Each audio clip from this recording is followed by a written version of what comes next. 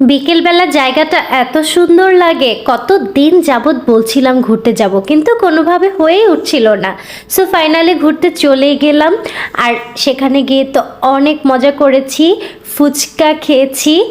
আর আমাদের এরিয়ার ফুচকা এত মজা, বিশেষ করে টক পানিটা খেলে তুমি জাস্ট এটার ফ্যান হয়ে যাবা। আর আজকের ব্লগটাতে একসাথে সব কিছু দেখানো হবে, রান্না খাওয়া কি নেই এই ব্লগটাতে। রুম গুছিয়ে ফেলছি।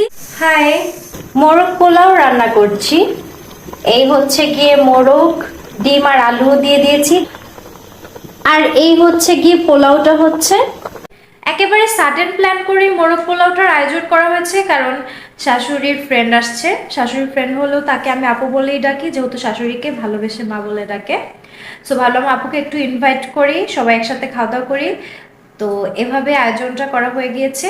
সো রান্নার ফাঁকে আমি এখন একটু বসে আছি, ভাবলাম তোমাদের সাথে একটু কথা বলি। আর হ্যাঁ, ভেরি রিসেন্ট আমার একটা ফটোশ্যুটের কথা চলছে 300 ফিটে। এটা হচ্ছে গিয়ে হেয়ার অয়েলের একটা ফটোশ্যুট হবে।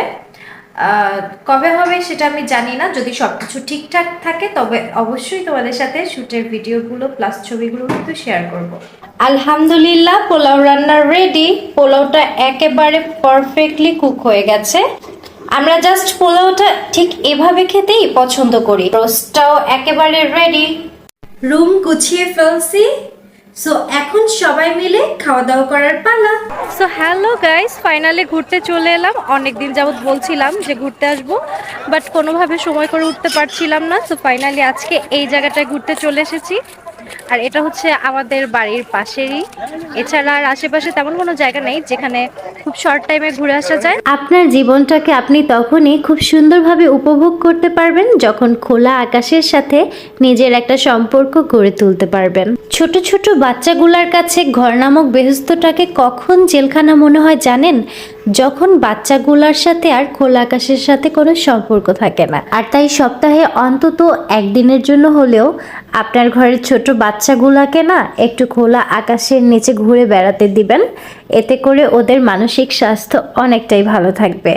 সো আমিও আমার ছোট বাচ্চাগুলোকে একটু ওদের মানসিক স্বাস্থ্যের সুস্থতা দেওয়ার জন্য খোলা আকাশের নিচে সেদিন অনেক ঘুরে বেরিয়েছি।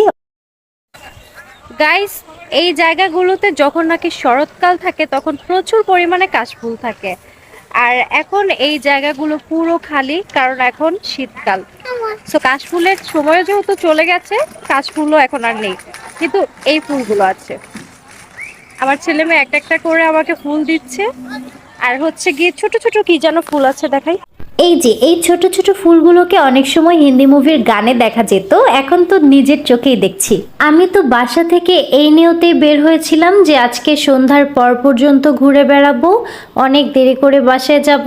কিন্তু সত্যি কথা বলতে বাসা থেকে বের হওয়ার পর কিছুক্ষণ ঘোরাফেরা করে এত টায়ার্ড লাগে, তখন মন চায় দৌড়ে বাসায় চলে যাই।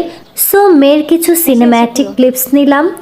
মেয়ে ঘুরছে, চারপাশে সবুজ আর সবুজ, আর এই সবুজের মাঝে আমিও দৌড়াচ্ছি, নিজেরও কিছু সিনেম্যাটিক ক্লিপস নিয়ে নিলাম। এরপর মা ছেলে মেয়ে সবাই মিলে একটু ঢং করে ভিডিও শিডিও করার পর পিচ্চিটার কাছে গেলাম। ও মা, পিচ্চিটা তো পারছে না, এখনই প্রায় এখান থেকে বেরিয়ে যাওয়ার চেষ্টা করছে, সে অন্য কোথাও যাবে। বাচ্চা মানুষ তো, আমাদের বড়দের মতো অত ফিল ওর ভিতর কাজ করে না। সো এরপর চলে গেলাম ফুচকা খেতে। এই দেখো আমার সামনে কি এনে দিয়েছে, এক প্লেট। এত মজার ফুচকা যদি সামনে থাকে, লোভ কিভাবে সামলে রাখা যায় বলো?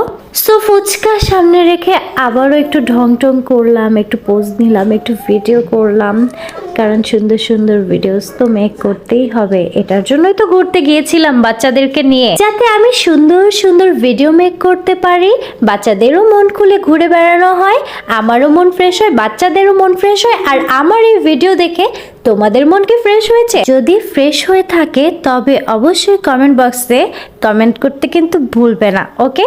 আর আমার এই চ্যানেলটাকে সাবস্ক্রাইব করে নেবে, লাইক কমেন্ট অ্যান্ড শেয়ার করে পাশেই থাকবে। নেক্সট তোমাদের জন্য জন্য আরও অনেক সুন্দর সুন্দর ভিডিও নিয়ে হাজির হব। আজকের এই ব্লগটা আমি এখানেই শেষ করতে যাচ্ছি। সো সবাই ভালো থাকবা, সুস্থ থাকবা, আমার পাশেই থাকবা, আর বেশি বেশি আমাকে সাপোর্ট করবা যাতে আমি আরও অনেক সুন্দর সুন্দর ভিডিওস তোমাদের সাথে শেয়ার করতে পারি। আজ এই পর্যন্তই, নেক্সট ভিডিওতে আবার দেখা হচ্ছে ইনশাল্লাহ। ততক্ষণ পর্যন্ত আল্লাহ হাফেজ।